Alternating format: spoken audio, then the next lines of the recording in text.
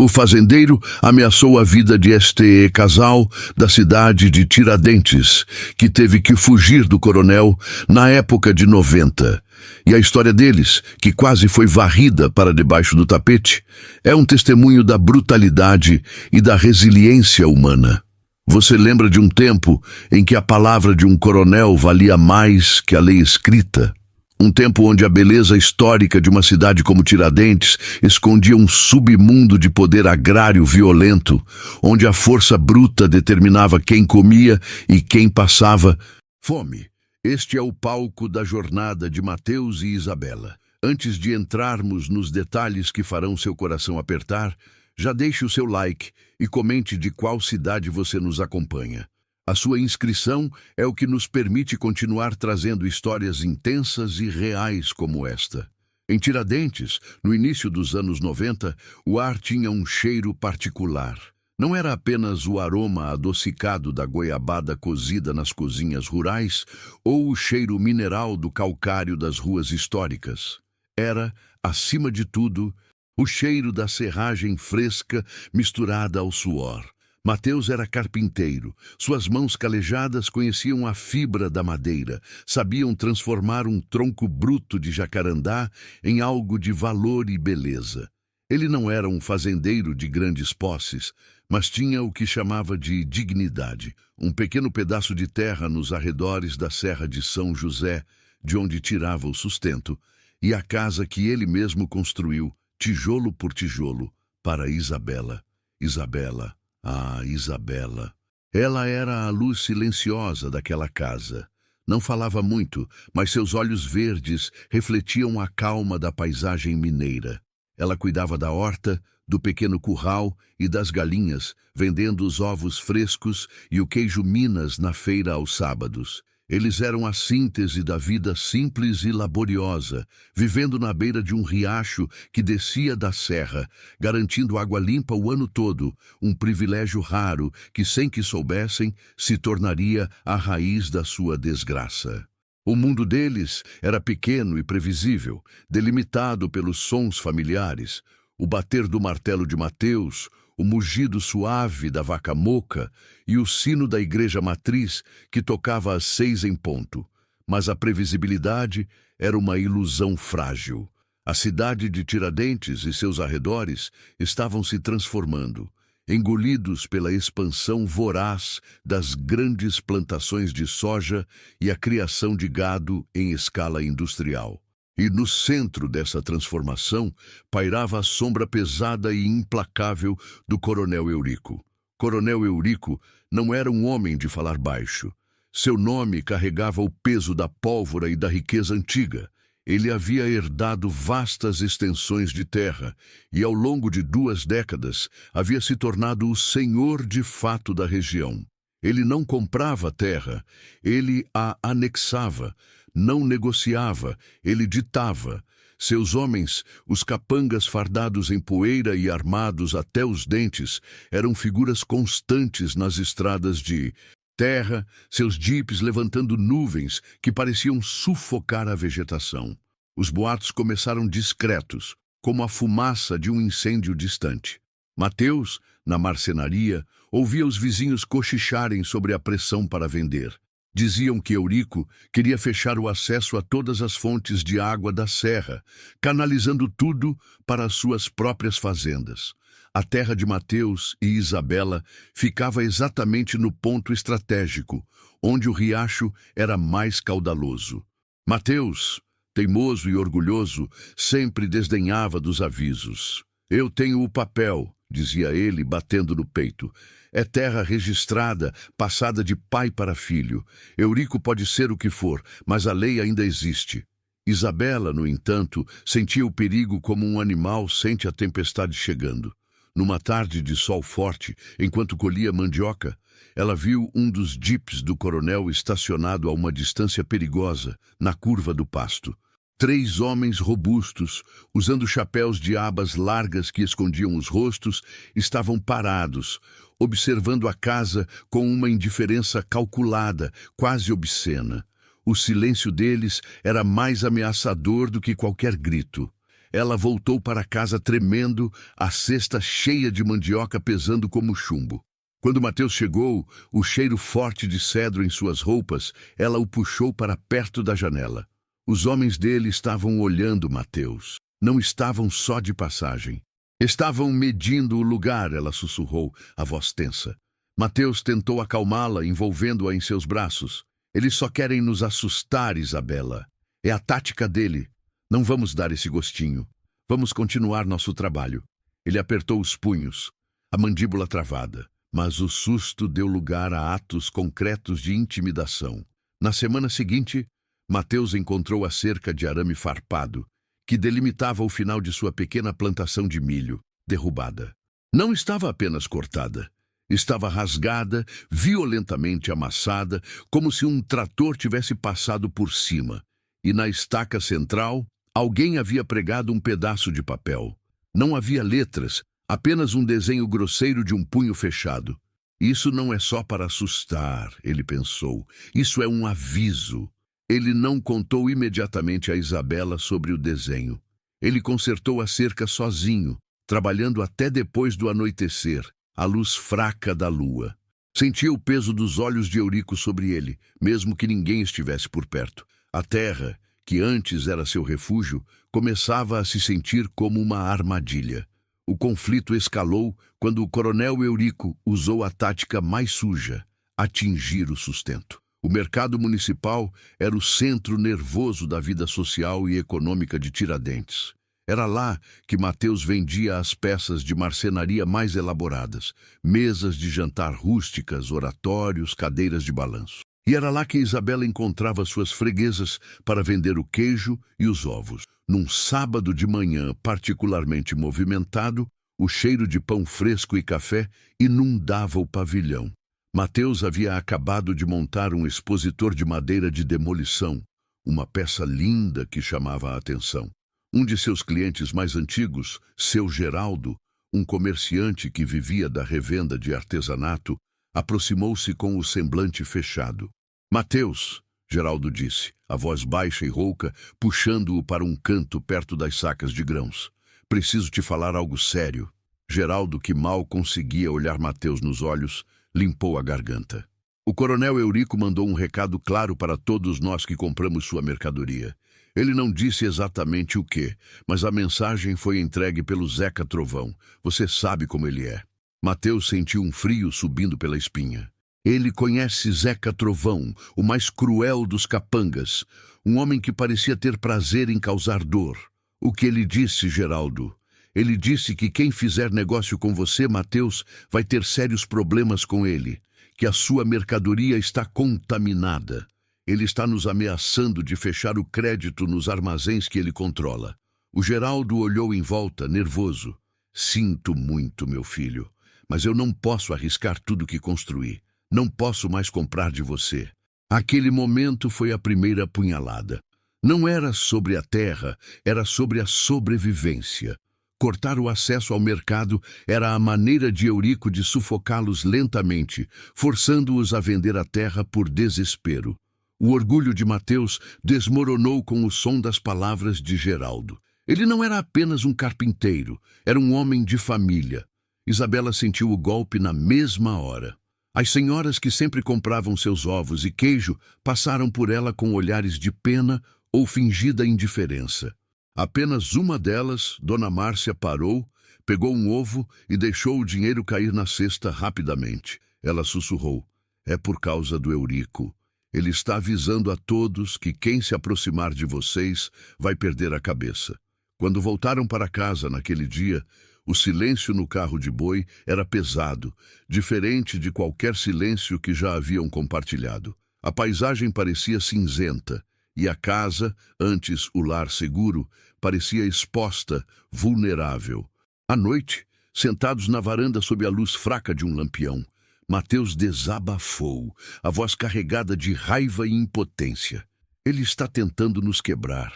Ele está nos tratando como parasitas, Isabela. Isabela, que tinha a força silenciosa da terra, segurou a mão dele. Não chore, meu amor. A força está na gente, não no que vendemos. Mas o medo já era palpável e ela sabia que a resiliência não bastaria se o inimigo fosse o próprio sistema. Nos dias que se seguiram, a vida dele se tornou uma rotina de isolamento e vigilância.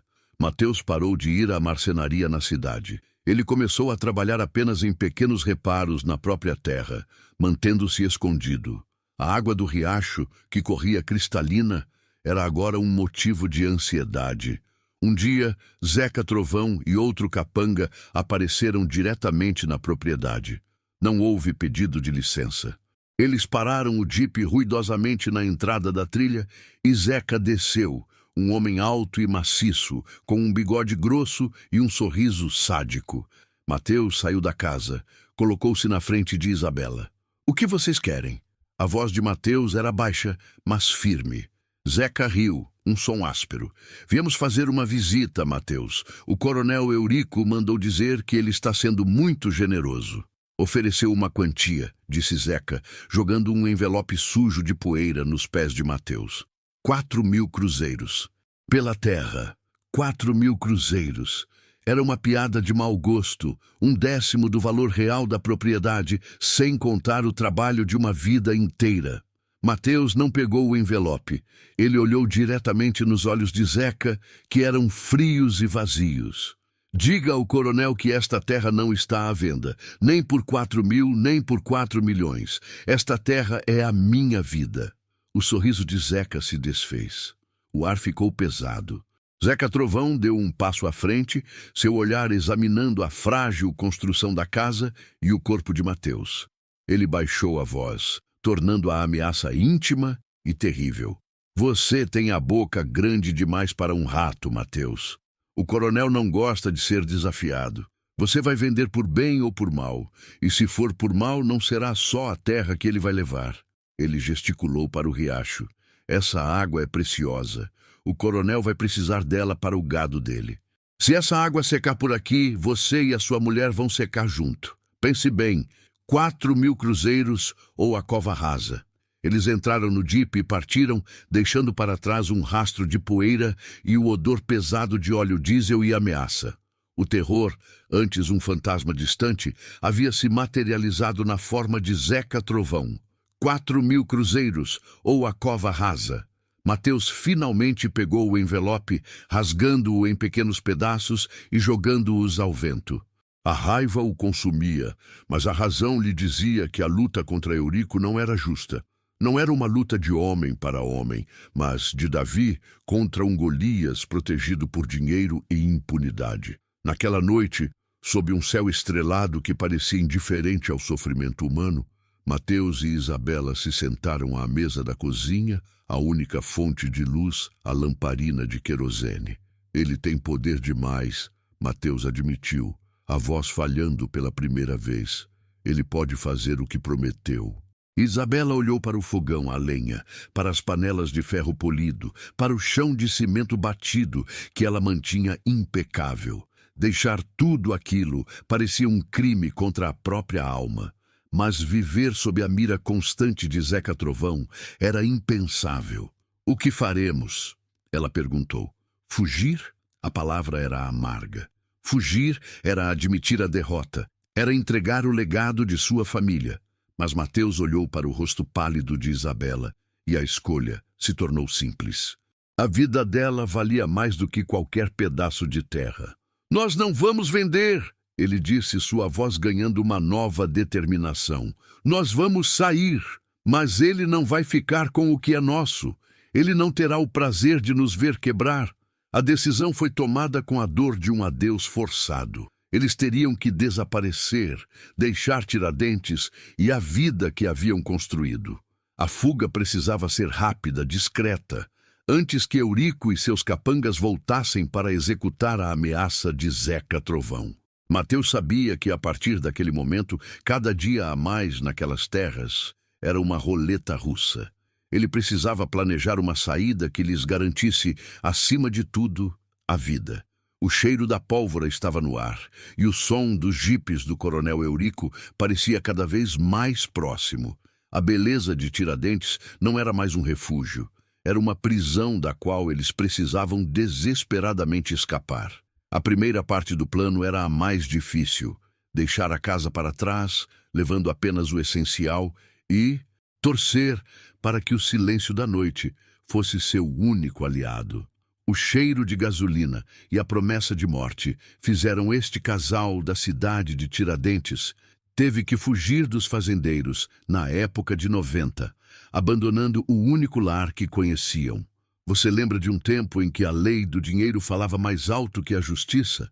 Em que o pavor da noite vinha não de fantasmas, mas de homens poderosos dispostos a calar a dignidade a tiros? É preciso ter coragem para sobreviver e proteger quem se ama, mesmo que isso signifique arrancar as próprias raízes. Mateus e Isabela, um casal forjado na beleza rústica de Tiradentes, aprenderam essa lição da maneira mais dura, quando a única opção que lhes restou foi deixar tudo para trás. Antes de mergulharmos no plano desesperado deles, no silêncio forçado da noite mineira, deixe seu like, diga nos comentários de qual cidade você está assistindo essa história de resiliência e não se esqueça de se inscrever para acompanhar a jornada completa. A escuridão engoliu os dois. Mateus agia com uma calma fria, a mesma que um cirurgião adota ao amputar um membro necessário. Não havia espaço para hesitação. O plano era rudimentar, levar apenas o que podiam carregar, o suficiente para alguns dias, e seguir a trilha de burros velha que serpenteava morro acima e se conectava à ferrovia abandonada, a cerca de 2 horas de caminhada rápida. Dali, poderiam seguir para o sul, para onde o alcance dos homens de Eurico era mais difuso. Isabela moveu-se pela casa iluminada apenas pelo lampião a querosene, projetando sombras longas e fantasmagóricas nas paredes de taipa. Ela não chorou. Não tinha tempo para isso. Suas lágrimas teriam que esperar o dia em que estivessem seguros, se é que esse dia chegaria. Ela pegou a caixinha de madeira onde guardava as economias que juntou vendendo bordados na feira de sábado, trocados, esparsos e notas amassadas que somavam uma quantia ridícula frente ao que estavam perdendo, mas crucial para a sobrevivência imediata. Ao lado do dinheiro, ela colocou a única foto que tinha da mãe, uma imagem desbotada em sépia. Essa era sua única herança palpável. Mateus, por sua vez, estava na cozinha. Ele forçou a tábua solta atrás do fogão a lenha, de onde retirou o fuzil de caça de seu pai, um velho Mauser que ele mal usava, mas que agora parecia o único laço entre eles e a vida. O cheiro de pólvora e óleo antigo misturava-se ao aroma persistente de café queimado da tarde, uma contradição amarga de paz e violência. Ele enfiou algumas espigas de milho seco e um saco pequeno de farinha em uma sacola de lona puída. "Precisamos ser rápidos, Bela", ele sussurrou, a voz tensa como uma corda de violão prestes a arrebentar. "Ele vai mandar gente de novo. O trovão não volta sem ter certeza de que o serviço foi feito." "Eu sei, Mateus. Estou pegando só o essencial." Ela apareceu na porta da cozinha carregando a mochila nas costas. O lampião iluminava seus olhos, que refletiam uma determinação feroz, mas também um medo profundo que ela tentava esconder dele. "Você se lembra do nosso pequeno acordo? Se a gente se separar, onde a gente se encontra?" Mateus suspirou, fechando os olhos por um segundo. A simples menção à separação era um punhal. Na divisa com a fazenda do seu João, no IP amarelo. Ninguém passa por lá. É o ponto de referência mais seguro. O IP amarelo, ela repetiu, fixando o nome na mente. Eles se aproximaram da porta da frente. A casa parecia respirar em volta deles, a velha madeira rangendo com o vento frio que descia da serra. Era a casa onde Mateus nascera, onde seu pai o ensinou a plantar, e onde ele havia feito amor com Isabela pela primeira vez. Deixar aquilo era como cortar a própria pele. Ele não podia suportar olhar para a sala, para os móveis simples, para a rede vazia que balançava suavemente. "Vamos", ele disse, sem olhar para trás. Abriu a porta com extrema lentidão.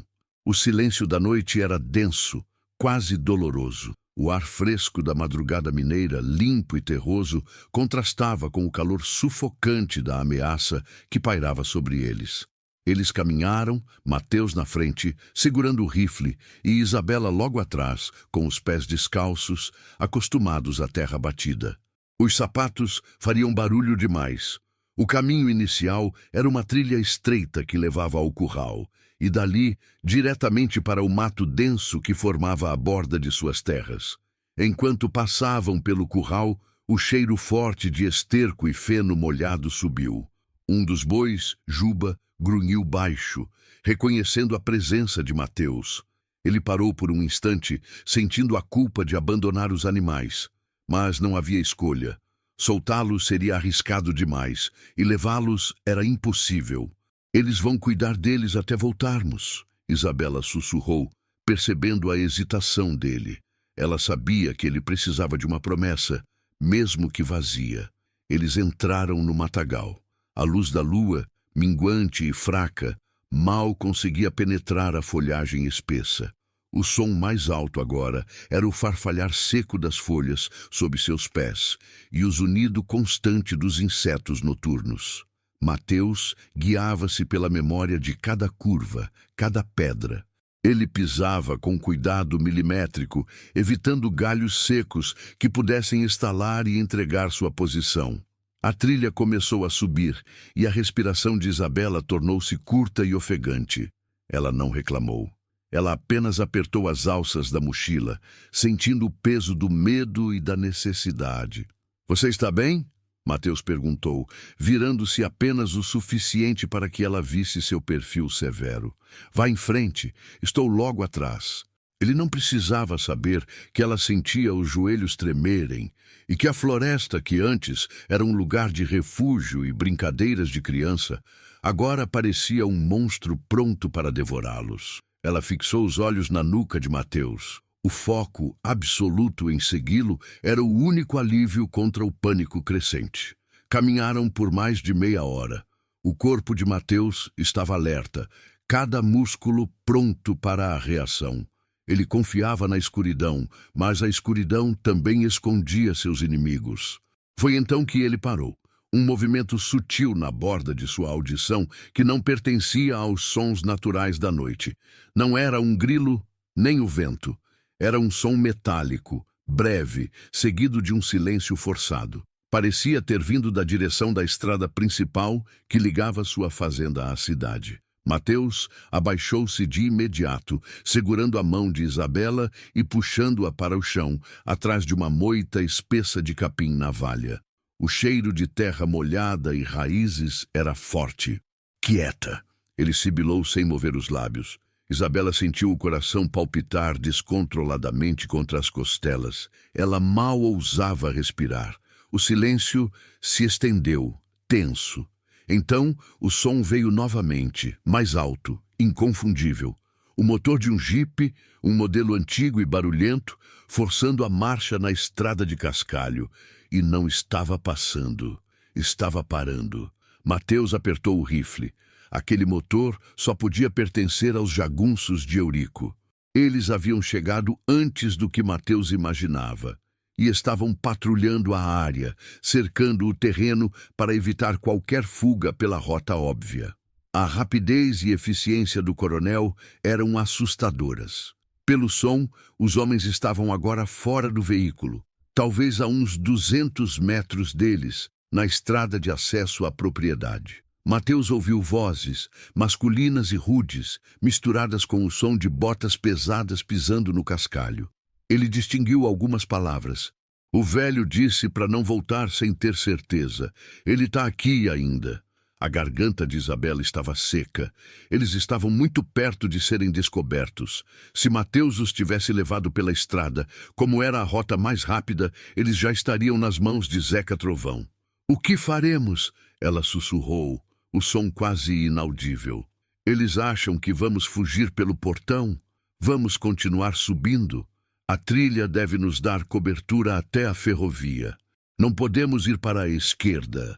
Mateus respondeu, referindo-se à direção da estrada. Ele esperou o som das botas se afastar, aparentemente em direção à sede da fazenda para uma varredura. Assim que o barulho cessou, Mateus se levantou cuidadosamente e continuou o movimento. Eles precisavam de velocidade agora, mas sem quebrar o sigilo da noite. A tensão da descoberta iminente injetou adrenalina em seus corpos. Eles subiram a encosta íngreme, o mato se fechando cada vez mais ao redor. As árvores mais velhas, jacarandás e jequitibás, tinham copas gigantescas que sufocavam a luz da lua, transformando o caminho em um túnel de breu. Mateus sentia o suor escorrer pelo pescoço, misturando-se à poeira. Finalmente, após mais 20 minutos de esforço extenuante, eles alcançaram o topo do morro e Mateus reconheceu a forma indistinta dos dormentes cobertos de vegetação. A antiga ferrovia, há anos desativada, era o caminho perfeito, isolado, e lhes daria uma rota relativamente direta e sem necessidade de desviar por propriedades vizinhas. Eles pisaram no leito de pedras soltas e dormentes apodrecidos. O cheiro de metal enferrujado e terra úmida era forte. Respiraram um pouco mais aliviados. O som de seus passos agora era abafado pela vegetação. Eles estavam, pela primeira vez desde que a ameaça chegou, no território de ninguém. Para onde vamos agora, Mateus? Isabela perguntou, sua voz voltando a ter volume. Vamos seguir o trilho para o sul. Tem uma pequena estaçãozinha abandonada a umas 5 léguas daqui, no meio do nada. Podemos descansar lá e decidir o próximo passo. Ninguém vai nos procurar em uma estação fantasma. Ele estava certo. A estação de Rio da Prata, como era chamada, era um vestígio da mineração do início do século XX, esquecida pelo mapa e pela história recente. Começaram a caminhar sobre os trilhos. O ritmo era mais constante agora. Enquanto andavam, Isabela tentou puxar a mente para longe do pânico. Ela olhou para o céu noturno, deslumbrante na ausência das luzes da cidade. Milhões de estrelas, indiferentes ao drama humano que se desenrolava lá embaixo. Ela tentou se concentrar nessa vastidão, buscando uma esperança que fosse maior que o coronel Eurico. Mateus, no entanto, não conseguia se desprender da terra que acabara de deixar. Ele pensava em seu pai, que sempre lhe ensinou a lutar pelo que era justo, a não se curvar a coronéis. A fuga era uma desonra? Ele apertou os punhos. Não. A dignidade não estava na terra, mas na capacidade de proteger quem se ama. Ele havia escolhido a vida de Isabela sobre o orgulho, mas a sensação de estar sendo caçado era palpável. A cada poucos minutos ele virava a cabeça, esperando ver lanternas e ouvir o ruído dos jipes. A distância não significava segurança, apenas um pequeno adiamento. Eurico tinha poder, e poder significava olhos em todos os lugares. De repente, o silêncio da noite foi novamente quebrado. Não por vozes ou motores, mas por um som mais sutil, mais próximo. O latido rápido e agudo de um cão de caça. Eram latidos treinados, vindo da mesma direção da fazenda. O sangue de Mateus gelou. Os homens de Eurico não estavam apenas patrulhando. Eles trouxeram farejadores. Eles haviam cruzado o rastro deles na propriedade. "Rápido, Isabela! Entra no mato!" Ele ordenou, empurrando-a para a lateral da linha férrea, onde a vegetação era ainda mais densa, escura e inóspita. Eles mergulharam sob as samambaias gigantes e a vegetação rasteira. Mateus sentiu o cheiro forte de terra podre e folhas em decomposição. Os latidos se aproximavam, frenéticos, indicando que o cão havia pego o rastro, seguindo o caminho que eles haviam deixado. Não demoraria para que os homens viessem logo atrás. Mateus rastejou alguns metros, puxando Isabela para mais perto do barranco. Ele parou sob a sombra escura e irregular de uma velha gameleira, uma árvore enorme e retorcida. Ele pegou o Mauser e preparou-se para o pior. Ele sabia que se o cão os alcançasse, não haveria diálogo. A ordem de Eurico era clara: não deixar testemunhas. O som do latido se tornou ensurdecedor. A poucos metros, ele viu o brilho fraco de uma lanterna, cortando o ar como um raio. O cão, um fila robusto, parou bem sobre os trilhos, farejando freneticamente o chão onde eles haviam pisado. "Achamos o rastro deles! Tão no trilho!" gritou uma voz rouca e próxima. Mateus apertou o gatilho, mas não atirou. Um tiro ali seria o fim. Eles seriam cercados. Ele precisava de silêncio e distância. O homem da lanterna se aproximou. Ele era alto e usava um chapéu de couro. E Mateus o reconheceu. Era Chico, um dos capangas mais fiéis de Zeca Trovão, conhecido por sua crueldade e seu prazer em humilhar os colonos. Chico parou, olhando para a trilha, a lanterna varrendo a escuridão. O cão, confuso pela interrupção do rastro na densa folhagem lateral, latia, mas não se atrevia a entrar na escuridão sob a gameleira. Aqui não tem nada, cachorro burro. Eles devem ter pego a rota do vale. Vamos voltar, antes que o velho perca a paciência. O cão hesitou por mais um segundo, cheirando o ar, antes de ser puxado pelo capanga. Mateus ouviu os passos se afastarem, voltando pelos trilhos na direção de onde vieram. O motor do jipe ressoou novamente, diminuindo até desaparecer por completo. Isabela, que tinha fechado os olhos e prendido a respiração durante todo o tempo, tremeu e soltou o ar em um suspiro longo e doloroso. Eles quase nos pegaram, ela conseguiu dizer, a voz ainda um sussurro rouco. Quase, Mateus confirmou, relaxando os músculos lentamente. Mas quase não conta. Temos sorte. Eles não esperam que a gente siga em frente na direção oposta. Eles pensam que fomos para a cidade pedir ajuda. Ele esperou mais 10 minutos, até ter certeza de que o silêncio voltara a reinar, antes de rastejar para fora da moita. Ele ajudou Isabela a se levantar. O cheiro de adrenalina pairava sobre eles. Eles estavam sujos de terra e arranhados, mas estavam livres daquela primeira emboscada. A fuga não era apenas sobre caminhar. Era um jogo de estratégia contra homens que jogavam sem regras. A cada passo, eles se afastavam fisicamente da ameaça de Tiradentes, mas o medo viajava com eles. Eles retomaram a caminhada, agora com uma nova consciência da urgência e do perigo. A antiga linha férrea os levava para a frente, mas para onde exatamente? Eles não tinham um destino final, apenas a necessidade de se manterem invisíveis. A jornada seria longa, a noite fria, e a incerteza do futuro era um fardo mais pesado do que qualquer mochila. Eles deixavam para trás a terra fértil e o legado familiar, mas Mateus segurou a mão de Isabela, sentindo a palma dela suada, porém firme. Enquanto tivessem um ao outro e a esperança de um novo começo, mesmo que clandestino, a semente da dignidade estaria salva. Eles eram fugitivos, sim, mas não estavam quebrados. A vida deles agora era o caminho, e o caminho apontava para um horizonte desconhecido, longe da sombra esmagadora do coronel Eurico. O coronel Eurico jurou que este casal da cidade de Tiradentes teve que fugir dos fazendeiros na época de 90 e nunca mais ver a luz do dia, transformando a busca deles em uma caçada brutal que reverberava por toda Minas Gerais. Você lembra de um tempo em que a palavra de um coronel valia mais que a lei? Um tempo em que a sombra da fazenda se estendia muito além das cercas de arame farpado. É nesse Brasil, nos anos 90, que a história de Mateus e Isabela se desenrola. Eles eram o coração pulsante de Tiradentes, e agora eram apenas duas sombras sujas rastejando pela escuridão. Se você se lembra dessa época, ou se emociona com histórias de luta e sobrevivência, deixe seu like e comente aqui de qual cidade você está assistindo, para sabermos até onde a coragem deste casal chegou.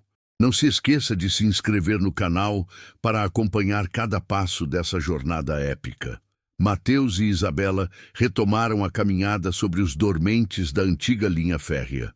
O trilho, enferrujado e frio, parecia vibrar com a urgência do passo deles. Não havia mais adrenalina, apenas o peso denso da exaustão e a consciência aguda do perigo. A lua, quando ousava espreitar entre as nuvens pesadas, lançava sombras alongadas que transformavam cada arbusto em um possível perseguidor. O cheiro da terra molhada misturava-se ao odor ferroso do metal antigo, e Isabela apertava a mão de Mateus com uma força desesperada. "Precisamos sair daqui, Mateus", Ela sussurrou, a voz rouca pelo medo e pela poeira. Esse trilho é uma flecha apontando para nós. Ele assentiu, seus olhos varrendo a mata fechada em busca de um desvio. Eles sabiam que a linha férrea era previsível, o caminho mais fácil para fugir, mas também o mais fácil para serem encontrados. Eles precisavam de um lugar para se esconder até o amanhecer, quando poderiam tentar se misturar à rotina de alguma vila distante. O corpo dela doía em lugares que ela nem sabia que existiam. As folhas secas faziam um barulho alto demais sob as solas dos sapatos. Eles caminharam por mais 1 hora, contando cada passo como uma oração silenciosa por distância. Foi Mateus quem viu, quase esmagada pelo matagal, a forma escura e quadrada de uma antiga estação de trem abandonada. Era uma casinha pequena, de tijolos vermelhos desbotados e telhado parcialmente desmoronado, usada provavelmente como posto de controle de carga décadas atrás. Estava completamente isolada, a uns 20 metros da linha principal.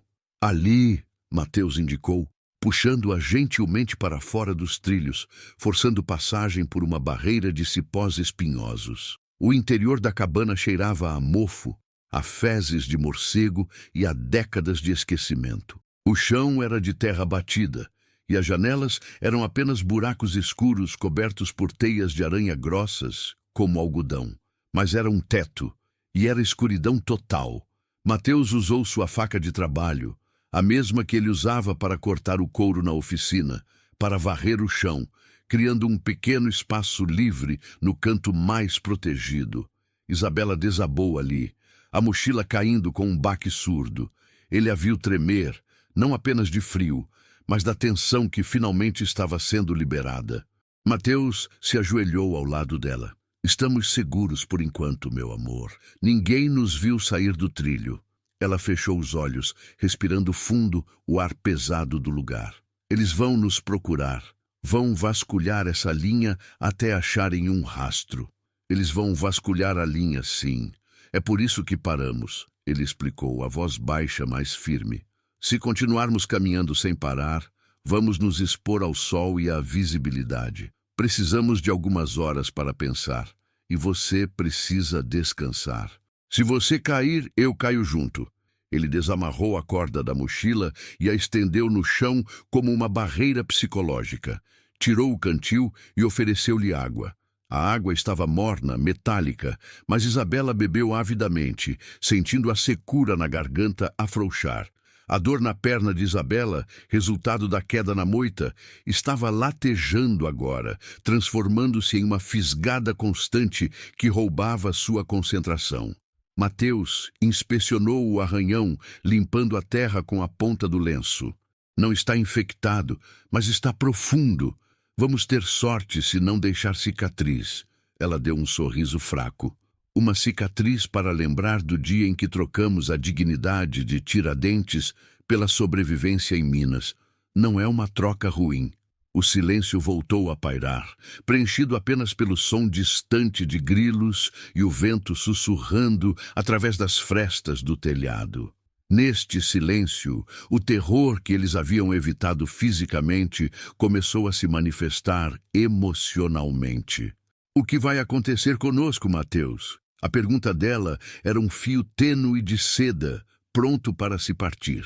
Ele a abraçou, envolvendo-a com o braço forte, sentindo o corpo magro dela se encaixar perfeitamente no dele, mesmo sujo e cansado. Ele não podia mentir para si mesmo ou para ela. Não sei. Sei que não vamos voltar. Nunca. E sei que temos que chegar o mais longe possível do sul. Eles têm influência em toda a zona da mata. O Eurico tem mais gente na folha de pagamento do que tem cabeças de gado. Precisamos ir para o norte, para a serra. O plano não era um plano. Era uma direção desesperada. A Serra do Cipó. Longe, inóspita, montanhosa, talvez um lugar onde um casal desconhecido pudesse desaparecer entre os garimpeiros ou nas fazendas de carvão, longe dos olhares vigilantes que conheciam cada detalhe de suas vidas em Tiradentes. Mateus lembrou-se do mapa mental que havia traçado antes de fugir. a rede de estradas vicinais e os rios que cortavam a região. Eles não podiam confiar em rodovias. Teria que ser a pé, seguindo riachos, usando o sol e as estrelas como guias. Enquanto Mateus tentava acalmar o corpo de Isabela, o olhar dele encontrou algo no chão de terra, no centro da cabana, onde a luz da lua entrava por uma das aberturas. Não era lixo. Era um pequeno pedaço de madeira de lei, esculpido toscamente. Ele pegou-o, limpou-o com os dedos. Era a cabeça de um cavalo, o símbolo da fazenda Dois Irmãos. Um arrepio gelado correu pela espinha dele, mais frio do que o ar da noite. O coronel Eurico tinha usado essas estações abandonadas para o transporte ilegal de madeira no passado. Isso não era uma coincidência. A cabana, que parecia um refúgio, era na verdade uma das marcas do território deles. "O que é isso?" Isabela perguntou, sentindo a tensão dele aumentar.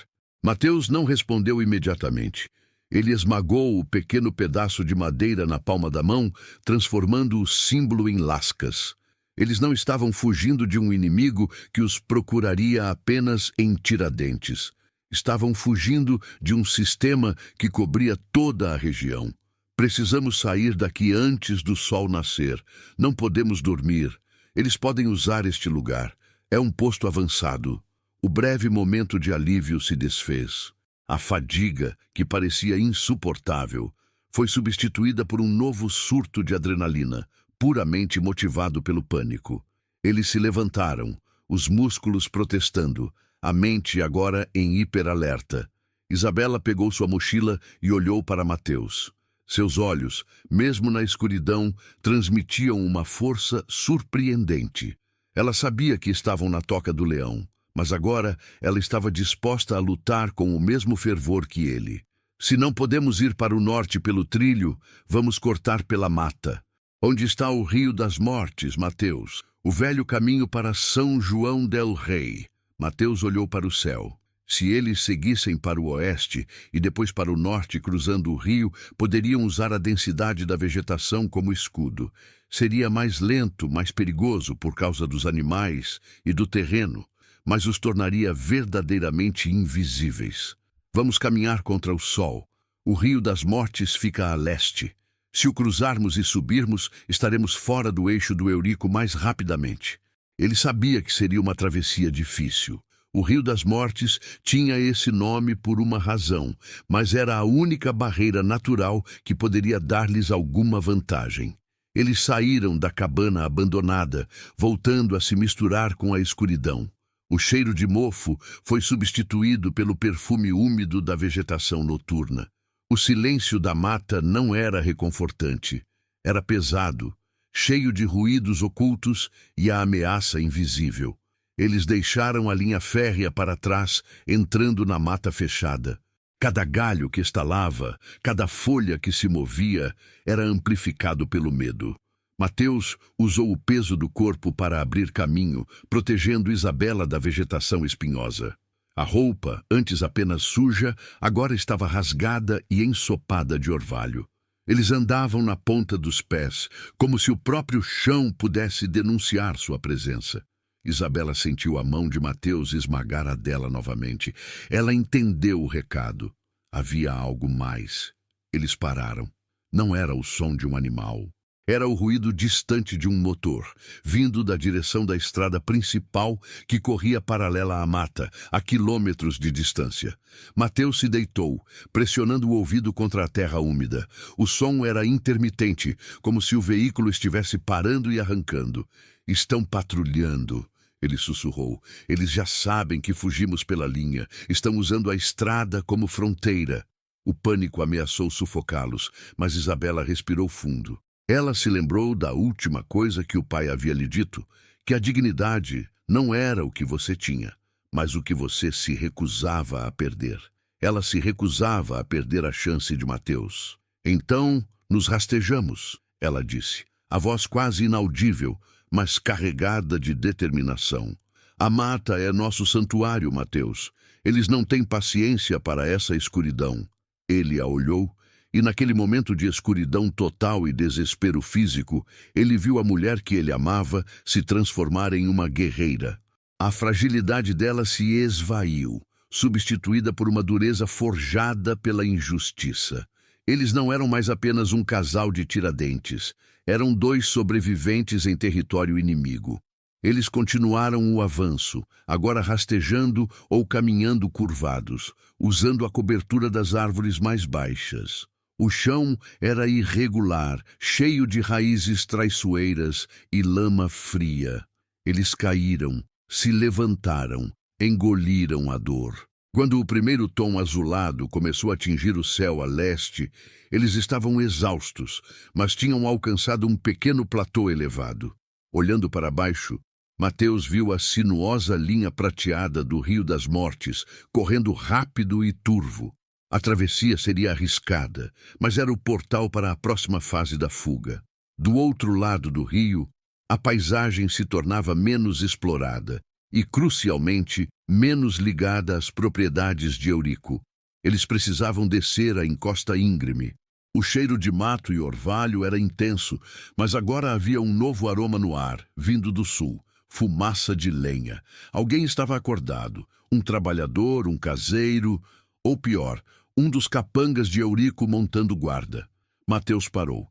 Ele não podia arriscar um confronto agora que estavam tão perto do rio. O sol estava nascendo e, com a luz, a invisibilidade deles desapareceria. Vamos esperar, ele decidiu. Eles se esconderam sob a copa espessa de uma grande jaqueira que havia sobrevivido por décadas no meio daquela mata. Eles se sentaram, encostados um no outro, tentando recuperar o fôlego e aquecer os ossos. O tempo parou. Eles ficaram ali, abraçados, o corpo de Isabela tremendo levemente contra o dele. Ele sentiu a respiração dela se acalmar lentamente. A fome era uma fisgada aguda no estômago, mas a necessidade de segurança superava qualquer dor física. Mateus pensou no que haviam perdido. A oficina cheia do cheiro de couro novo, a casa de tijolo colonial que Isabela havia decorado com tanto cuidado, a vida simples, mas digna, que haviam construído tijolo por tijolo. Tudo se foi, consumido pela ganância de um único homem. Mas enquanto ele segurava Isabela, ele percebeu algo. A terra, a casa, o nome, tudo era substituível. A única coisa insubstituível era o que eles tinham ali, no meio daquela mata hostil. A fidelidade um ao outro. Essa era a verdadeira herança que Eurico não podia roubar. Mateus beijou a testa de Isabela, sentindo o sal do suor nela. Quando cruzarmos aquele rio, Isabela, não seremos mais os Mateus e a Isabela de Tiradentes. Seremos outra coisa. Seremos fortes o suficiente para sobreviver onde ninguém nos conhece. Ela ergueu a cabeça e sorriu, um sorriso cansado, mas que iluminou o cansaço dele. Então, vamos nos reinventar. Deixa a morte para trás. Nosso caminho é para o norte. Com o sol, já um disco pálido acima do horizonte, a fumaça no vale parecia ter diminuído. Mateus esperou mais alguns minutos, observando o movimento de pássaros e insetos, para garantir que não havia presença humana imediata. O risco de uma travessia à luz do dia era alto, mas o risco de ficarem à espera na mata, onde seriam facilmente rastreados pelos cães de caça de Eurico, era ainda maior. Eles desceram a encosta escorregadia, o cheiro de lodo e água gelada ficando mais forte a cada passo. O Rio das Mortes era largo e parecia fundo, a água marrom correndo com uma força surpreendente. Eles tiraram os sapatos e Mateus amarrou as mochilas nas costas. A água era fria, cortante, agarrando-se às suas pernas como uma mão invisível. Mateus entrou primeiro, testando a força da correnteza. Ele estendeu a mão para Isabela e ela agarrou-o, a confiança dela nele sendo a única coisa que a impedia de ser levada. O chão do rio era liso e coberto de pedras escorregadias. A correnteza batia nas coxas deles, ameaçando derrubá-los. Mateus teve que usar toda a sua força para resistir, ancorando-se a cada passo e puxando Isabela para a frente. O frio da água era excruciante, penetrando até os ossos, mas era também um batismo.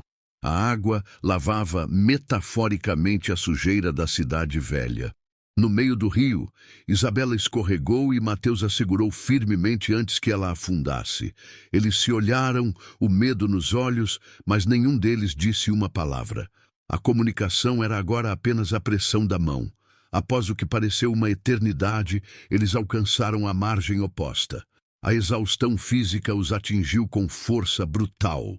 Eles cambalearam para fora da água, os corpos pingando e tremendo. Eles caíram na grama alta, ofegantes, sentindo o sol fraco tentar aquecê-los.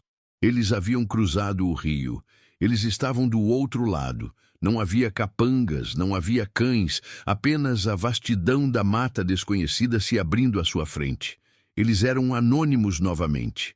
A sensação de alívio durou apenas um instante, substituída pela necessidade urgente de se moverem para longe da margem, de secarem e de encontrarem comida. Mateus tirou a mochila, pegou a faca e começou a cortar galhos secos, buscando improvisar uma pequena fogueira para aquecê-los e secar suas roupas, antes que a hipotermia se instalasse. Enquanto a fumaça fina subia discretamente entre as árvores, Mateus olhava para Isabela. Ela estava sentada, enrolada em um cobertor fino que haviam trazido, os olhos fixos na fogueira. A dor era visível no rosto dela, mas a determinação era mais forte.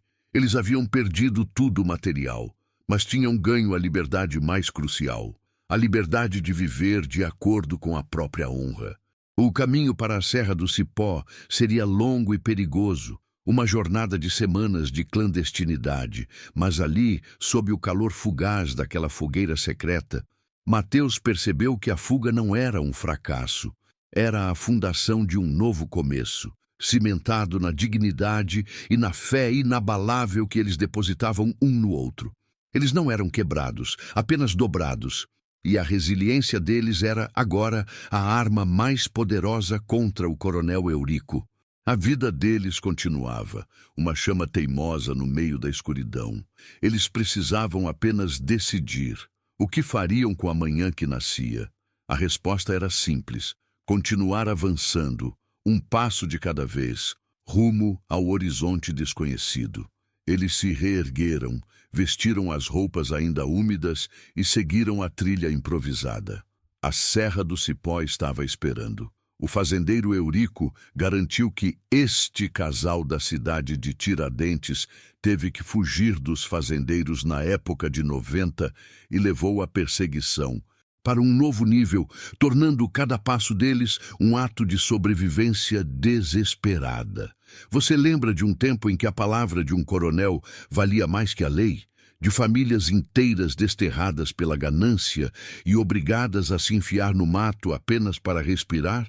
Se você valoriza histórias de coragem e dignidade, lembre-se de deixar o seu like, comentar de qual cidade você está assistindo para sabermos até onde a resiliência de Mateus e Isabela alcança e, claro, se inscrever no canal, para não perder a conclusão desta jornada intensa.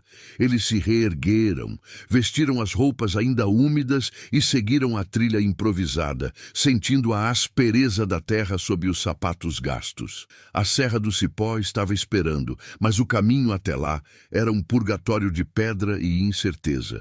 A primeira luz da manhã tingiu o céu de um cinza frio, mal rompendo o dossel denso das árvores. O cheiro era de terra úmida e folhas em decomposição, um aroma pesado que grudava na garganta. Mateus sentia o corpo protestar. As dores musculares da noite mal dormida se misturavam à tensão constante de quem sabe estar sendo caçado. Ele caminhava na frente, usando o facão que havia resgatado para abrir caminho em trechos mais fechados, um som baixo e repetitivo que o ajudava a focar. Isabela vinha logo atrás, os passos silenciosos. Ela não reclamava, mas Mateus podia sentir a exaustão dela apenas observando a maneira como ela ajustava a mochila fina sobre os ombros em poucos minutos. A fome era um buraco roendo o estômago. Desde a pequena porção de farinha na véspera, não tinham colocado mais nada sólido na boca. Mateus parou brevemente perto de um pequeno córrego, o corpo curvado para beber a água gelada, sentindo-a queimar na descida. Precisamos de comida, Bela, ele sussurrou a voz rouca. Não vamos durar mais um dia assim. Isabela se aproximou, a expressão séria. Eu sei, Mateus, mas não podemos arriscar as estradas. Eurico deve ter avisado todos os armazéns e vilarejos próximos. Se formos vistos, o medo era um parasita constante. Eles sabiam que a recompensa oferecida por Eurico pela captura deles, vivos ou mortos, era alta. A ganância dos vizinhos, a desconfiança generalizada, transformava qualquer desconhecido em um risco. O plano inicial de atravessar a pé, mantendo-se o mais longe possível de qualquer sinal de civilização, estava sendo testado pela necessidade física. Eles caminharam por horas, o sol subindo e queimando através das folhagens, criando um calor úmido e abafado. Mateus tentava manter a bússola mental sempre ajustada, usando o sol e a direção dos riachos para se guiar. No meio da tarde, a audição aguçada de Isabela captou algo que fez o sangue dele gelar. Mateus, pare! Ele congelou imediatamente, agachando-se no meio do mato, o facão em punho. O quê? O que foi? Cavalos. Longe, mas vindo para cá. Ouviu o relincho e o som de galopes pesados na terra batida. Eles não estão na trilha principal, estão usando as picadas de caça. A tensão transformou o silêncio da mata em um grito mudo de pavor. Eurico estava os encurralando. Não bastava mandar os capangas procurarem nas áreas óbvias. Ele estava usando seu conhecimento íntimo da região para prever a rota de fuga. Estamos muito expostos. Mateus avaliou rapidamente, o coração batendo forte. Não podemos ir em linha reta. Precisamos de cobertura densa. Eles estão vindo na nossa direção. Vamos nos afastar do som. Eles mergulharam na parte mais densa da floresta, onde o sol mal penetrava. O movimento era lento e doloroso. Espinhos rasgavam a roupa e arranhavam a pele, e a cada passo, o medo de quebrar um galho e denunciar a posição deles aumentava. Depois de cerca de 1 hora de caminhada exaustiva e lateral, os sons dos cavalos diminuíram, tornando-se apenas um eco distante, até sumirem por completo. Eles haviam escapado por pouco, mas o susto deixou claro que a perseguição era implacável e altamente organizada. Eles não vão parar, Isabela disse, limpando o suor misturado com terra do rosto. Se continuarmos subindo, vamos para áreas mais abertas da serra. Precisamos de um lugar para nos esconder por pelo menos 2 dias, para despistá-los. Mateus concordou. A pressa era o maior erro que poderiam cometer. Foi então que ele viu, espremida entre rochas gigantescas cobertas de musgo, uma entrada escura e irregular. Parecia ser a boca de uma gruta pequena, talvez um abrigo usado por pastores há décadas. Ali, ele apontou, gesticulando para Isabela ficar atrás de uma grande pedra enquanto ele examinava o local. Ele se arrastou até a entrada, cheirando o ar. Não havia cheiro de fumaça recente, nem sinais de animais grandes. Era apenas uma fenda na rocha, profunda o suficiente para abrigá-los e escura o bastante para que passassem despercebidos por quem passasse por cima. Eles entraram, sentindo a umidade fria da pedra envolver seus corpos. O espaço era exíguo, mas seguro. Eles podiam sentar-se sem bater a cabeça, e a abertura, estreita e disfarçada por vegetação, oferecia uma visão limitada do exterior, mas era invisível de fora. Foi ali, naquele buraco escuro e silencioso, que a realidade da situação deles atingiu Mateus com força total. Ele estava abrigado como um animal, fugindo de sua própria terra. Ele baixou a cabeça, as mãos tremendo. Mateus, Isabela chamou, colocando a mão suavemente em seu ombro. Ele não conseguiu segurar a onda de culpa. Eu destruí a sua vida, Bela. Você tinha o seu trabalho, sua família, sua paz em Tiradentes. Por minha causa, por causa dessa terra estúpida. Estamos aqui, escondidos como bandidos. As lágrimas vieram, quentes e amargas, escorrendo pela sujeira do rosto dele. Ele havia suportado a perseguição, a perda, a dor física, mas o peso emocional de ter tirado a segurança de Isabela era insuportável. Isabela o abraçou com força, aninhando o rosto dele contra o seu ombro. Não diga isso. Nunca mais diga isso. A voz dela era firme, embora embargada pela emoção. Você me tirou de uma vida de aparências e me deu uma vida de verdade. Você me deu honra. Não há um dia sequer que eu me arrependa de ter ficado ao seu lado. Se a escolha é viver com você na sujeira, mas com a cabeça erguida, ou viver em conforto na fazenda de Eurico, mas sob a sombra da injustiça, eu escolho a sujeira. Sempre. Aquelas palavras eram mais que consolo. Eram uma reafirmação, um pilar de força que ele precisava desesperadamente. A visão dela, resoluta mesmo na escuridão e no sofrimento, o fez recuperar o foco. Eles não estavam quebrados, estavam juntos, e isso era a única coisa que importava. Mas a fome, Mateus suspirou, afastando-se para limpar o rosto.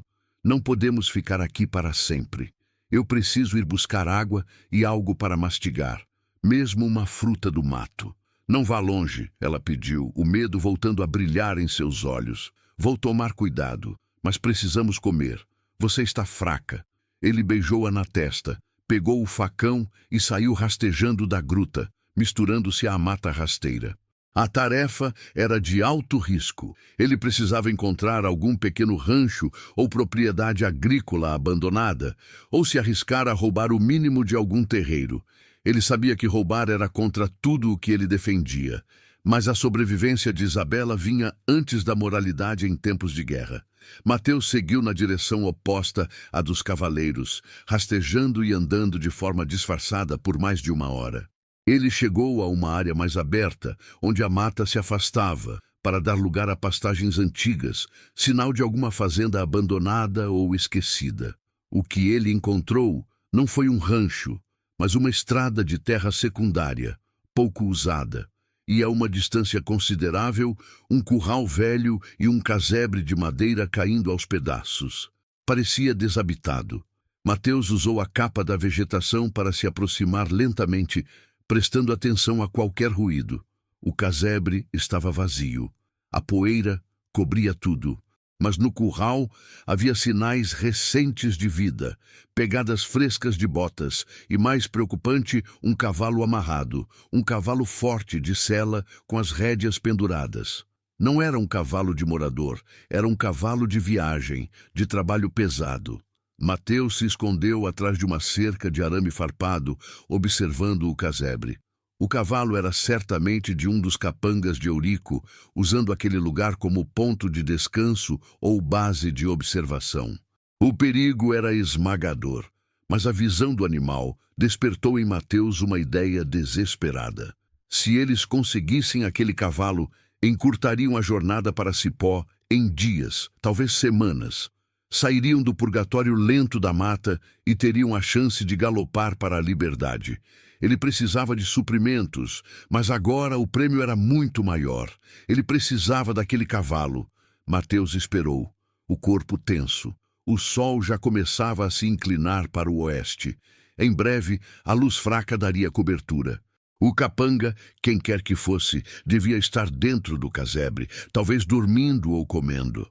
De repente, a porta do casebre rangeu. Saiu um homem grande, vestindo roupas de couro e portando um rifle. Era Chico, um dos capangas mais notórios de Eurico, conhecido por sua crueldade e por ter participado de diversos despejos violentos na região. Chico caminhou até o cavalo, desamarrou-o e começou a verificar a sela, praguejando baixo. Ele parecia se preparar para partir. Mateus teve que agir. Não havia tempo para planejar. Se Chico fosse embora, a chance estava perdida. Ele tinha apenas o facão e a força do desespero. Ele sabia que, se houvesse confronto, não poderia haver testemunhas. Ele respirou fundo, lembrando-se do olhar de Isabela, da promessa de vida que eles haviam feito um ao outro. Ele não estava lutando por terra ou por dinheiro. Estava lutando pela vida. Mateus se lançou da vegetação em um ataque rápido e silencioso. usando a distração de Chico com o cavalo a seu favor. O chão era coberto por capim seco, abafando o som dos seus pés. Ele avançou por trás, a velocidade ditada pela adrenalina. Chico se virou apenas no último segundo, percebendo a sombra. Ele soltou um grunhido de surpresa, mas não teve tempo de erguer o rifle. Mateus o atingiu com o corpo, derrubando-o no chão. O rifle deslizou pela terra. O combate foi brutal e rápido, sem honra, ditado apenas pela necessidade. Mateus era mais ágil, mas Chico era maior e tinha a força da raiva. Os dois se debateram no chão. Chico tentou agarrar a garganta de Mateus, mas ele desviou, sentindo o hálito de cachaça e ódio do capanga. Mateus procurou o facão que havia caído na grama. Chico, percebendo o intento, tentou chutá-lo para longe. Mateus rolou e agarrou o cabo, sentindo a familiaridade da arma em sua mão. Ele se ergueu rapidamente, a silhueta em contraluz. O capanga, vendo o brilho da lâmina, tentou se levantar e correr, mas Mateus foi mais rápido. Ele desferiu um golpe preciso e impiedoso, calando o grito do capanga antes que pudesse sair. O silêncio que se seguiu foi ensurdecedor. O cavalo relinchou, assustado com a violência. Mateus ficou parado por um momento, ofegante, sentindo o cheiro metálico no ar. Ele havia cruzado uma linha definitiva, mas não havia escolha. A vida deles dependia disso. Ele rapidamente procurou o corpo de Chico, pegando a bolsa de couro que continha pão seco, uma garrafa de água e, crucialmente, uma pequena quantidade de dinheiro. Ele pegou o rifle, verificando que estava carregado. Ele estava armado. Com a tensão o esgotando, Mateus puxou o corpo para dentro do casebre e o escondeu sob uma pilha de lonas velhas. Ele amarrou o cavalo novamente, acalmando-o com palavras baixas e firmes. Ele não podia ficar. Outros capangas poderiam estar por perto. Ele precisava voltar para Isabela, e precisava voltar com o cavalo e com a esperança que ele trazia. A volta foi mais rápida, mas carregada do peso do que ele havia feito. Quando ele rastejou de volta para a gruta, Isabela o abraçou aliviada, antes mesmo de notar o rifle e a tensão mortal em seus olhos. "Você está ferido?" ela perguntou, examinando-o. "Não", ele murmurou, entregando-lhe o pão e a água. "Mas achei algo melhor que comida." Ele contou em voz baixa sobre o capanga, a luta e o cavalo. Isabela ouviu em silêncio, a mão apertando a dele. O horror estava lá, mas também a compreensão. Eles estavam em guerra, e a guerra exigia sacrifícios morais terríveis. "Vamos embora agora." Enquanto a noite nos cobre, ela decidiu sem hesitar. Se ele não voltar, outros virão procurá-lo ao amanhecer. Mateus concordou. Aquele cavalo era a passagem deles. Eles comeram rapidamente, o pão parecendo um manjar dos deuses, e se prepararam. Isabela enrolou o cobertor. Eles eram agora um casal em fuga, armados, montados, prontos para a etapa mais perigosa da viagem. Ele guiou Isabela para fora da gruta. O cavalo, um animal de bom porte, esperava pacientemente. Subir no animal foi um alívio indescritível para seus corpos exaustos. Mateus colocou Isabela na frente, abraçando-a por trás. A escuridão da noite era total, e o cavalo se movia com cautela pela trilha precária. Mateus usando o faro e a memória para guiá-lo. A jornada de semanas seria, se tivessem sorte, reduzida a poucos dias. Mas o caminho pela frente era uma incógnita. Embora estivessem armados e montados, eles agora dependiam de estradas, tornando-se mais visíveis, mais vulneráveis. Eles precisavam de um ponto de apoio, uma bússola humana. Mateus apertou Isabela contra o peito. Ele precisava de ajuda para guiar-se pelas áreas desconhecidas da Serra do Cipó. Ele se lembrou de um nome, de um velho companheiro de trabalho de seu pai, um homem chamado Benedito, que vivia em uma comunidade quilombola isolada, conhecida por acolher foragidos e manter distância das leis dos coronéis. Era um risco imenso pedir abrigo a estranhos, mas era o único caminho que Mateus via para garantir a segurança dela. A honra de Benedito era lendária. Vamos para o leste, Bela. Para a comunidade de Água Fria. Eles podem nos ajudar a nos esconder por alguns dias até que a poeira baixe. Água Fria? Ela repetiu, o nome soando como promessa no escuro. Sim, é longe, mas é seguro. E se alguém souber como atravessar a serra sem ser notado, será Benedito. A decisão foi tomada na calada da noite, enquanto o cavalo trotava lentamente. Eles haviam trocado o desespero da caminhada pela adrenalina da montaria.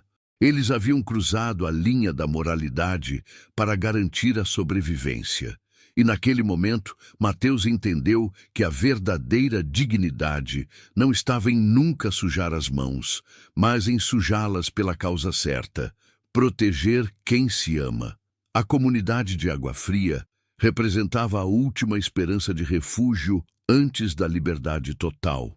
Eles seguiam um casal de foragidos em busca de um lugar onde pudessem, finalmente, respirar sem medo. A noite seria longa, mas o medo não era mais o sentimento dominante. Era a esperança, impulsionada pelo ritmo constante dos cascos sobre a terra. O futuro era incerto, mas a fé de que eles chegariam lá, juntos, era inabalável. Se você se emocionou com a coragem de Mateus e Isabela, deixe o seu like. Compartilhe esta história com quem precisa de uma mensagem de resiliência e inscreva-se para acompanhar a conclusão deste intenso relato. O crime que forçou este casal da cidade de Tiradentes teve que fugir dos fazendeiros. Na época de 90, acabou sendo a chave para a liberdade.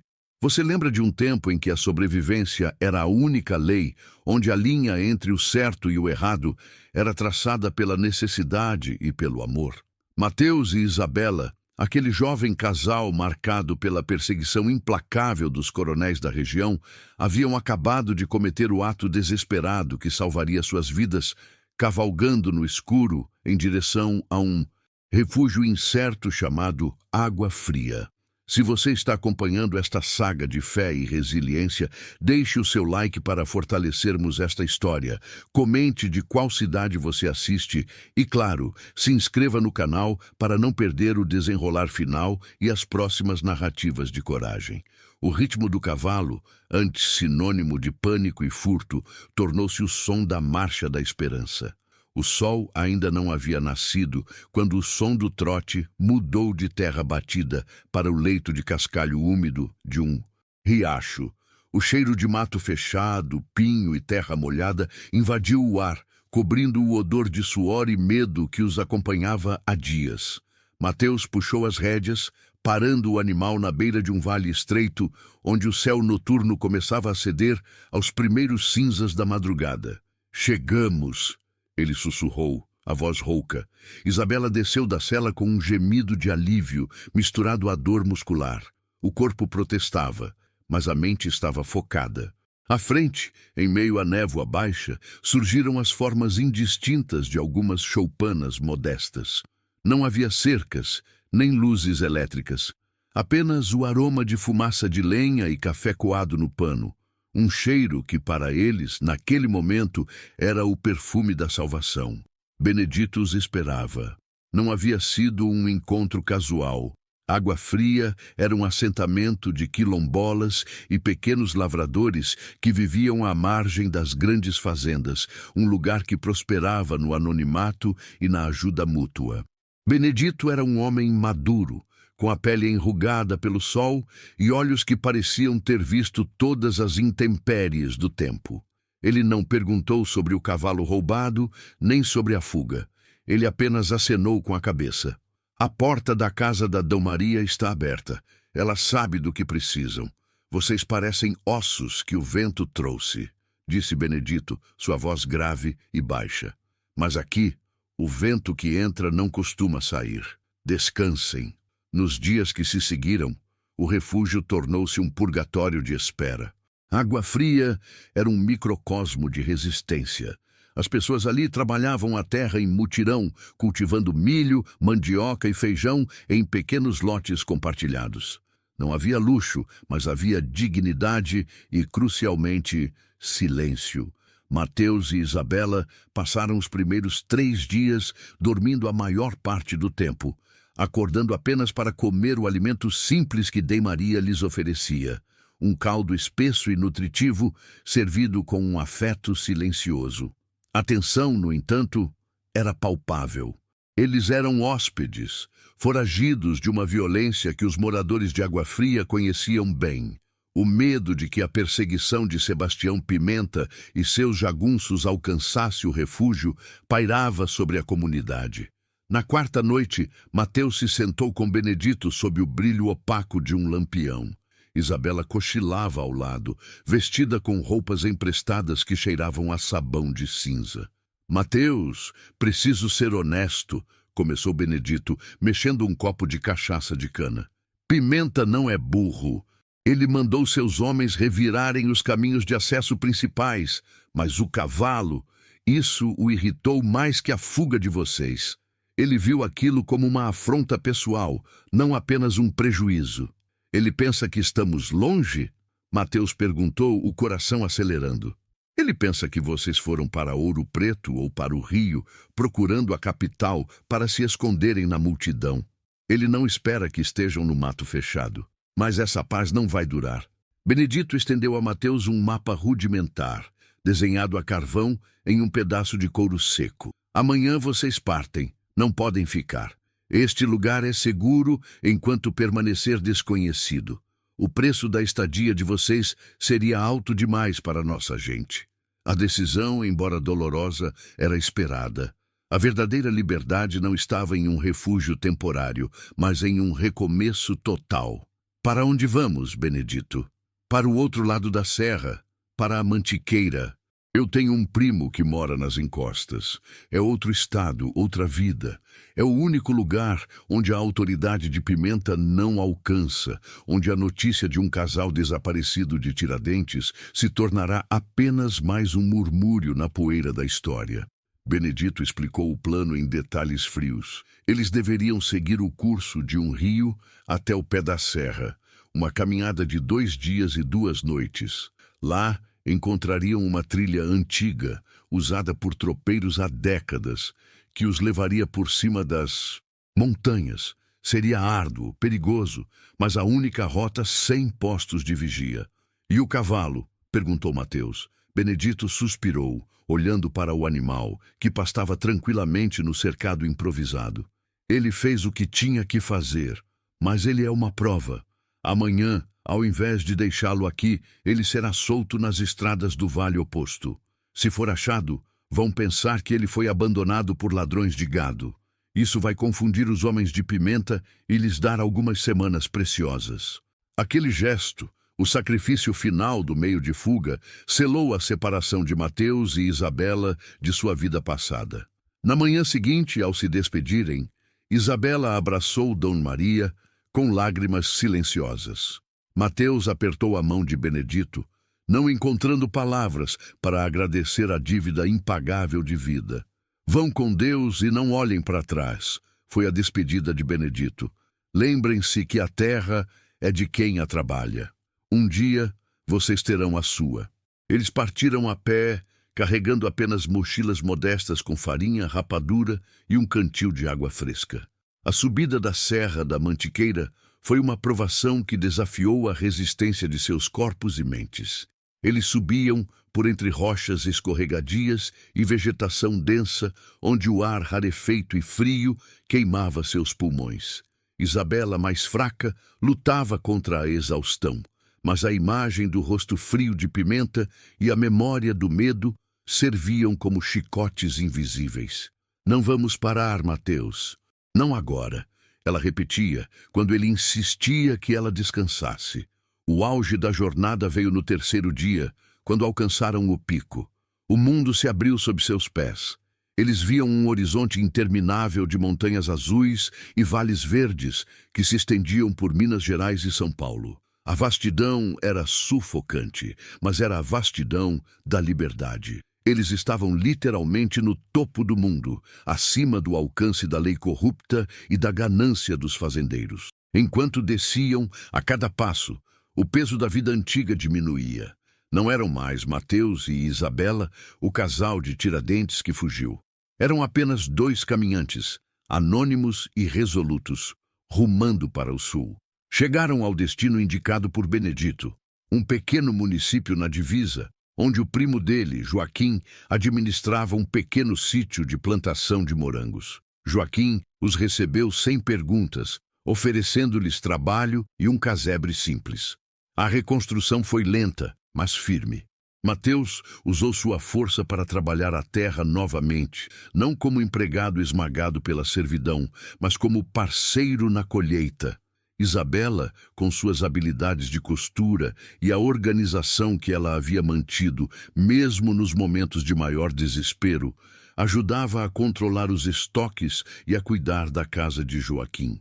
O cheiro que os envolvia agora não era mais de pólvora ou medo, mas de terra adubada, de orvalho matinal sobre as folhas de morango e, de vez em quando, de pão assado no forno de barro. Eles se tornaram Maria e João, nomes comuns, identidades novas, indistintas. Passaram-se anos. A década de 90 avançou, trazendo lentamente novas tecnologias e a promessa de um Brasil mais justo, ainda que distante. Eles nunca voltaram a Tiradentes.